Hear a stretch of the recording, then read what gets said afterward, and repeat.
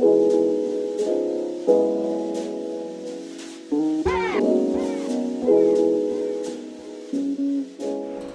guys, I'm Levi Gates for the Rag Company, and welcome back to DETALKS. With me, Mr. Jason Killmer. Levi, how you doing? KXK, how are you, buddy? Good, good. So today we were going to talk just funny stories about wet sanding. Because I'm sure, as many cars as you've touched, you've had some ones that have whoopsies, possibly, a whoopsie. A whoopsie. For me, I know I've had a couple that have scared me, and I'm sure those that are watching at home, if you've got some, make sure you guys comment and tell us, because it's one of those things that I think as detailers, everyone's kind of scared to talk about. Yeah. Like, you never want to show off that like you did something bad, but mistake. When you touch paint for as many hours as we all have in the course of our careers, it's going to happen. Yeah, regardless. it's going to happen. You know? No, in fact, funny story. My nickname used to be Bernie, and it was given by Sean McNally, who we'll see tomorrow. He's like, "Hey, Bernie, what's going on?" No, I mean, it was to the point where every panel I touched, I would put a little signature in it, a little burn. Some bigger than others, but that was attributed to my left eye. I have no depth perception. So what would happen is I would run the block over the edge and not even know where the edge was. Oh, okay. So I had to really focus in and learn how to look at a panel without, and creating my own methods to make it work for me. Okay. So, but no, I've burnt through $1 million cars, Riddler cars. Yeah. In fact, here's another story, Sean. I'm sanding and buffing the front fender on the passenger side, and I tilted the buffer towards the bad side, which is the left side, and it went, and it grabbed and it ripped the paint off, and Sean was right there looking at it going, "You just burnt it," and right down to sealer. Oh yeah. And when it does happen, it's fast. It happens. Yeah. It's scary, because that's happened to me. I had a customer that had a spot that had, it was basically like it's hard to describe, but it was basically a spot of clear coat failure that was almost cracked, almost deteriorated enough it was bird dropping. A bunch of stuff going on. There was a lot of things going on, and they were like, "We're going to repaint the hood, but if you could try that'd be great, and wet sand that out and make it a little better, it'd be awesome, but we're planning on repainting the hood." And I did, and I sanded a little bit, a couple spots, and then did that same thing, and I was sitting on the panel, and it was 2 seconds, poof, just a pass, and all of a sudden there's just the sealer underneath, and I was like, "Oh my gosh, like the color's gone."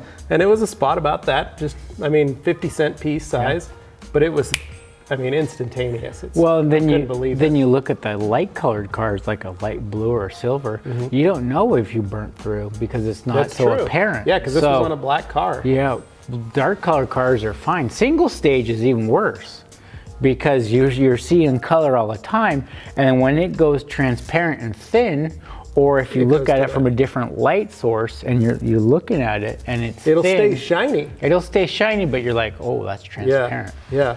We got issues, and that's happened to me too. Yep, I've had that happen on an older car where we were polishing the hood, and it started to patina.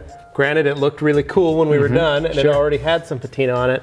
But the customer was happy with it, but it was one of those we were like, oh no, we're losing paint, we better stop. Yeah, but that's why, I mean, go back to the method, the saying, you're either a hero or you're a zero.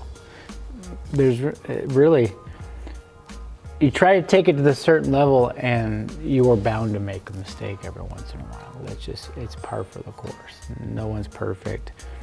And a lot of times you're put in a situation where the cards are stacked against you. And since you don't paint the car on a custom level, it's a roll of the dice. You either get it really nice or it goes really nice and then goes bad after that. There's a fine line. Yeah. So, and you don't know that until you do it. Have you ever had any guys that have called you freaking out? Have you ever fielded any phone calls from friends or what do I do? Is there a remedy? Short of you try to console them first because they're pretty upset. I can imagine. And you can imagine on the level of work that you're doing. Yeah. it's a kind of a freaky situation. Yeah, it is, but you get to a level where just paint's paint. And it's got to be a certain look, it's got to be a certain level, so that whole mentality of, okay, I'm going to make a mistake is kind of out the window. Mm-hmm. The goal is just to make it as nice as you can. And sometimes if you have to repaint it, you have to repaint it. Yep. That's par for the course on that upper level. Yeah. Again, nobody likes to burn through or make a mistake, but I'll be the first to tell you it happens. Yeah. Well, and the key is also, if you are, let's say you're a detailer and you've got a little shop and you're doing it on the side, or that's your business, again, it goes back to being friends with a body man. Yeah, absolutely. Because then you can, at least you have somebody that can address that situation, take care of it for you, or you at least have something to talk to your customers about and give them their information or whatever and say, hey, I'm going to take care of this for you. Because I've done it. I've had customers' cars that have come in and, you put a new guy on and you're trying to get something. And this was years ago. We would do that. And I had a kid that, he'd burn through paint, or he'd pull something, or you'd get a car that had just come in from the body shop, fresh paint, and they say, hey, don't hit the bumper because that's brand new. Be careful. And so you give it to one of the guys. Right and they hit it, and it just turns that paint and yanks it out. And it's like, I hope they don't notice. No, you have to tell them.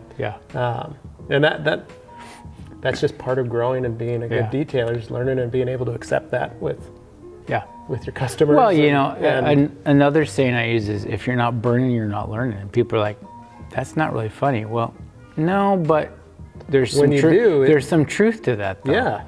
If you don't know your limits, that's why getting a junk hood. Yep. Know your limits on something that doesn't matter. Test your skills. Yeah. Because if you're not going to it's like being an athlete. If you want to be a great athlete, how many times do you have to miss a shot or, fumble or do something like that? I mean, you look at Michael Jordan. I mean, how many times did he miss a basket? Yeah. Quite a bit. But no one ever talks about that. Yeah. It's how many shots he actually made. Right. And well, we should create a new Detailers of Instagram, like fails. Yeah, that would be good. I would be King Kong of that one. Then we could see all the bad stuff that everybody's done, because we've talked about it on a previous podcast, was, the perception of what's actually going on. Everybody posts the good, no one ever posts the bad. And so I think it'd be fun to do that, where you could see some of the problems or issues. I mean, we've had airlines that were coiled under duress, so to speak, and they get unhooked or get bumped and they fly over and they either chip or scratch, or they'll break a window. Mm-hmm. The gun itself on the end, or the metal attachment on the end. I've seen all of that. That can be just insane. Yeah. Andy, I'll put him on blast since he's my biz partner. He was up in New York, one of the first cars he did for him, and the roofs got sideways on him and went down I think it was the roof. Backing plate just went ding, ding, ding. Yeah. Wow. We were able to repair it, but that's always a rough conversation to have. Yeah. The more and more you do it, it's like, okay, take a deep breath. Yep. It's not the end of the world. Funny story we'll have Kenny on later on. Yeah. We, the 37 they did for Riddler, we're taking the letters off the tires. So I took my torn air gun and I was blowing the wheels off, right, as it was rotating on the tire rotator. And I started getting hit in the face.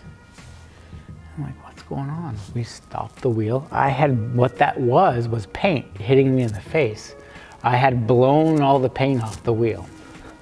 Oh no! So we'll talk about that tonight. But yeah, I was not number one on Kenny's list. I was, but it was the other number one. It was a rough couple minutes. But I can imagine. It's just sometimes you should just think first before you do it. Well, and that's why they're called accidents. Yeah. So. I took a pretty heavy compound and I blew through another detailer's job. And it cost him $15,000. Wow. So yeah, I've made some pretty big mistakes. Yeah, I told you earlier about my dad washing my dad's car with Ajax on clear coat, don't do that. It was also the first time I learned how to polish a car. I remember my mother-in-law, or my stepmom, went out to clean sap off her car, and I'm sure many people have seen this, and then she took a Brillo pad. I went out and cleaned standard practice on the sap off the vehicle. So there's a bunch of little sanding marks all over her car. I was also the first time after I learned how to polish, I was like, I can get those out for you. Yeah, you pretty much prepped her. Like she got it all done. It was a couple years between that before I learned how to do that. My dad was like, I'm not gonna worry about it. It's do fine. Your thing. So, but no, it's just one of those things. I've had, you have employees that crash cars or I've done that. Sideswipe stuff for pulling cars in and out or any of that, and you just all of a sudden I joke that we've scuffed stuff and then we've fixed it. And then there's no like the panel did not get dented, we didn't lose any paint, we just put a scuff in it. So let's try and fix it. I backed when I had my business with my partner back home. I backed right in, literally just 25 miles an hour. Boom, just backed into it. Didn't even see it. I was looking this way and the car was over here, and just like $4,000 for the damage. Whoops. I mean, you get it, you're around it enough, it's gonna happen. It's gonna happen. So, well, cool, man. Well, I appreciate you coming out. Thank you. Hanging out with us. If you want to learn more about KXK Dynamics, check them out on Facebook and Instagram. Check out Jason Killmer at Jason Killmer on Instagram and Facebook as well. And as always, you can watch more videos right here on the Rag Company YouTube channel. Just make sure you comment, like, and share down below. Thanks.